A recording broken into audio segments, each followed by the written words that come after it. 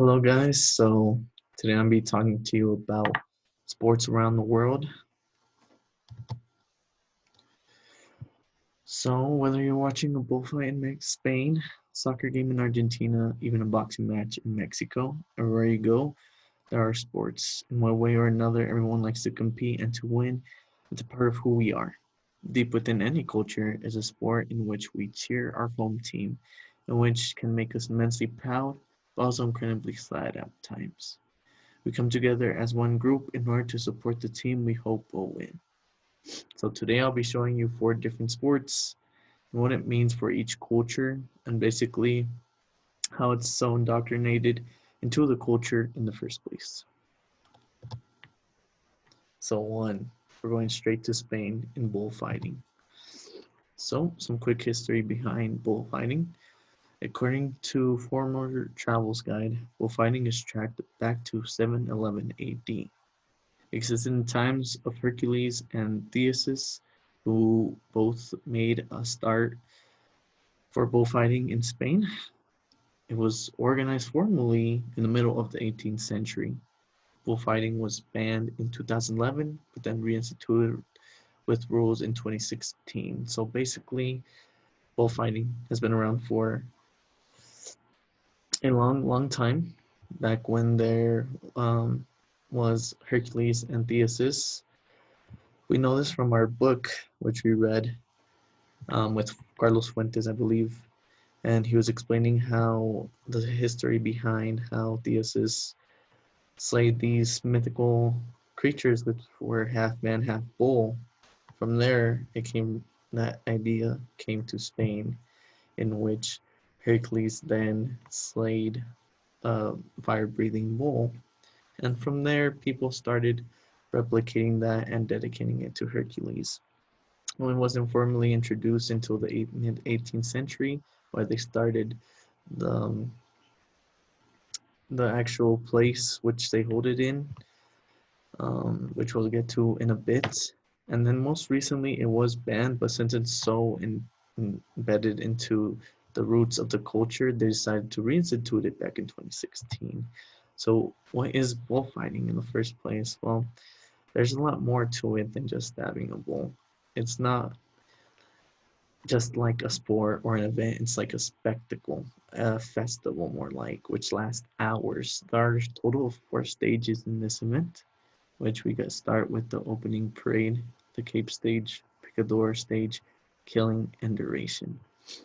There are different names for a lot of different people. There's not just a matador, there is also no toreros, banderos, picadores, of course the matadores, and the Cruadillas. Bullfighters go through a series of phases where they go as a novice all the way to um, a senior matador, making over 100,000, like lots of money. And fans usually watch this from a bull ring, which could be described as the size of almost like a soccer stadium. It's really big. Important figures in bullfighting. So we got Jose Miguel Arroyo Delgado, who was born in 1969, born in Galvez, participated in 29 events in mostly Madrid, and was one of the best for at such a young age, starting at 17. Pedro Romero, 1754 through 1839. He was one of the first people who was recognized just because he was painted by the famous painter Goya. He killed over 5,550 bulls and died at 80 with absolutely no scars, which is crazy to hear, and reached legendary status within bullfighting. Second, Argentina. We're going with football, which is one of my favorite sports. So some brief history about soccer or football. According to Namoro, football was started by British sailors in 1860 with its first league established in 1891. So British sailors came to Buenos Aires, and then the game was already invented back there, but they came to Argentina and basically brought it along with them. First South American tournament was held in Argentina in 1916.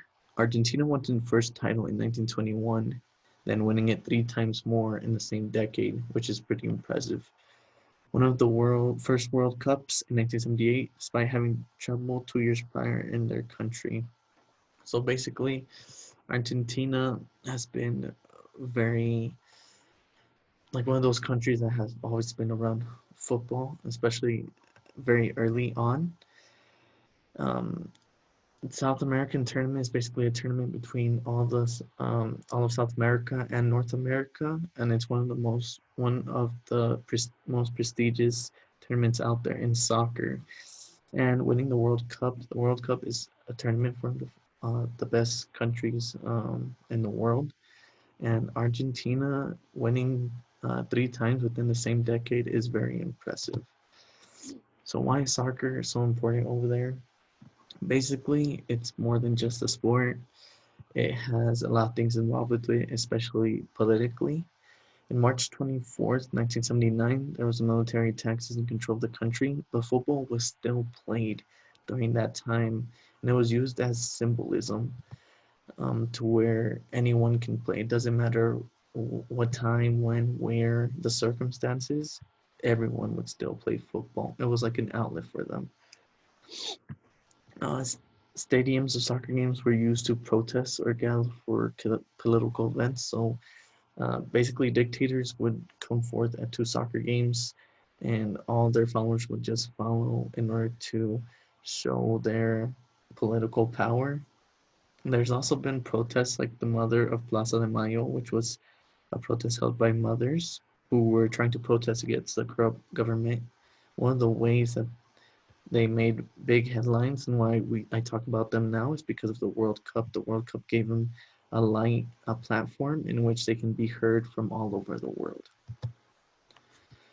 Biggest idols in soccer's, one of them is Diego Maradona. Uh, he was born in 1960 and recently passed away. He was one of the greatest of all times, led Argentina to win a World Cup, and expressed political views which were pretty controversial, and scored a goal of the century. He scored a goal that was known throughout soccer's history because he scored it with his hand. And usually, when you score with the hand, it's disallowed. But thanks to some miracle, many Argentinians believe that it was God's doing that when he scored it, his goal was still allowed. So he scored a goal with his hands. They call it the hand of God. And second, of course, Lionel Messi, currently one of the best soccer players who to ever touch the pitch. There's controversy between the two of them. He's the 7 times goal scorer of all time with 636 goals, 5 Balones de Oro, which is given to the best players of all time, number one. Um, and he's helped donate to many organizations in Argentina and in Barcelona. Number three, boxing in Mexico. So the history of boxing. So according to Kerry 2018, boxing has been around since the 19th century, producing over 200, uh, or Mexico producing over 204 world champions.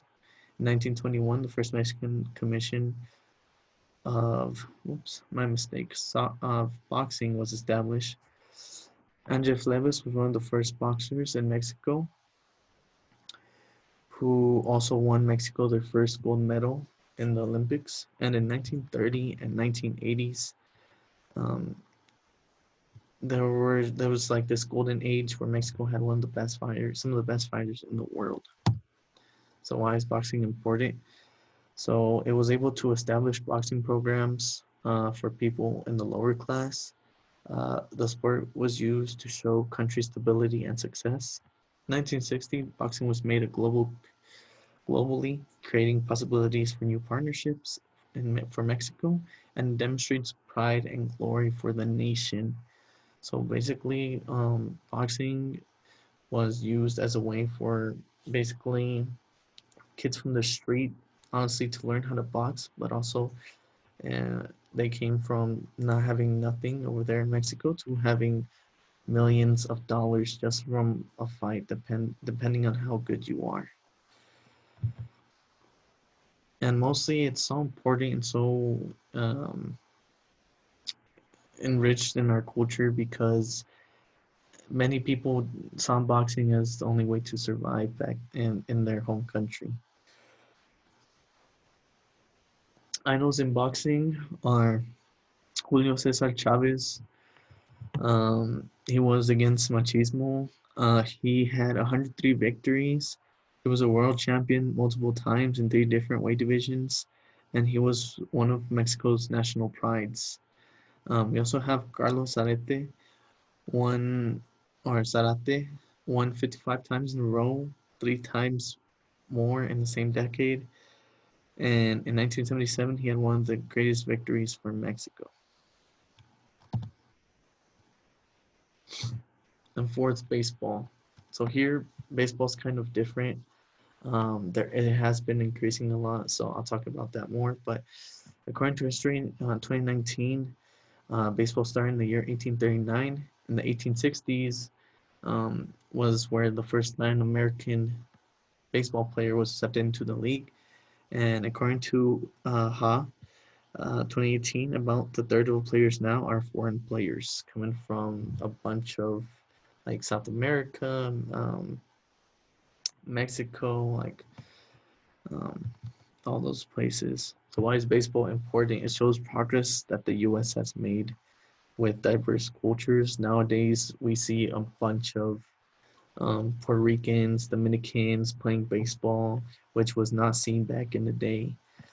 Um, it was used as a diversion back then from the dark times of Civil War, and it gives chances from players all over the world to have a better life. So there's people um, that come from low class communities, and once they get well known and have money, they pay back to those communities, which is why baseball and all sports in general are so important now.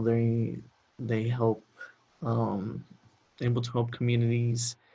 Players who came from nothing now have everything and get to help the people that were in the same place as they were. So, baseball Latino idols, we got Roberto Clemente. He paved the way for other Latinos. He was one of the first. He was born in 1934 in Puerto Rico, became first land player to win a World Series, and died. Unfortunately, he died trying to aid people from Nicaragua, which suffered a hurricane or earthquake attack. Um, and when he went there to try to help him, he unfortunately died. Another big idol was Luis Aparicio, all-time leader in most games, assists, and double plays with 506 career steals. So in conclusion, basically, in all places around the world, they're gonna have their different types of sports, but and they all play a huge part in the culture and how whenever you think I think or anyone thinks of Argentina now they're gonna think, oh, Diego Maradona, soccer, or in Spain you think of bullfighting, in Mexico boxing, with especially with names like Canelo Alvarez that are popping up now, one of the best boxers in the world right now. And then here with baseball, with winning the World Series, with all the Dominicans, and I don't really follow baseball myself, and I still know about all these players. So here's my citation. It's quite a lot, but I hope you guys enjoyed my presentation, and I hope you guys have a good break till next semester. Yeah, thank you.